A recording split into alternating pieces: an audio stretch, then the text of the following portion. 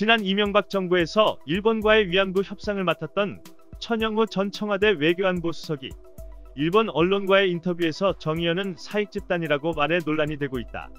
천영우 한반도미래포럼 이사장은 24일 보수매체 요미우리 신문과의 인터뷰에서 재임 시절 위안부 협상 방안을 논의하기 위해 정의기억연대 정의연과 접촉했었다며 위안부 피해자를 위해서라기보다는 자신의 이익을 추구하는 단체라고 주장했다.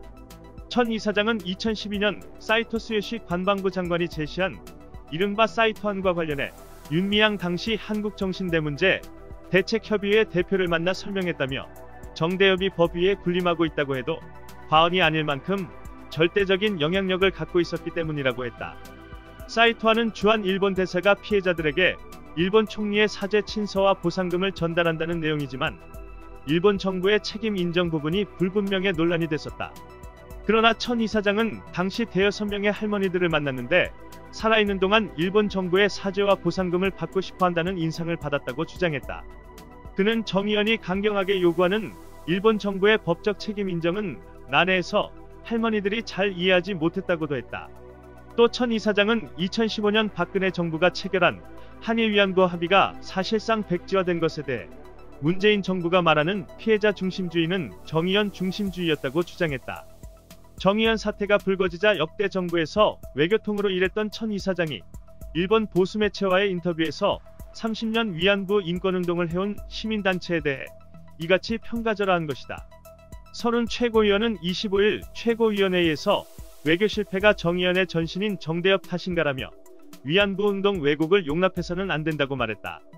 설 최고위원은 사이토안은 일본 정부의 법적 책임 인정 부분이 명확하지 않았다며 또 일본 민주당 내각이 정치적 위기를 맞으며 무산된 바 있다고 반박했다.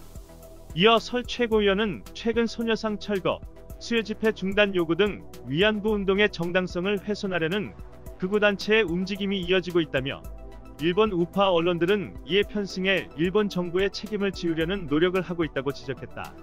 설 최고위원은 후지TV는 천 이사장의 발언을 언급하며 한일 간 현안을 해결하려면 한국 시민단체가 변해야 한다는 주장까지 내놓고 있다며 사실왜곡 주장이 용납돼선 안 된다고 말했다.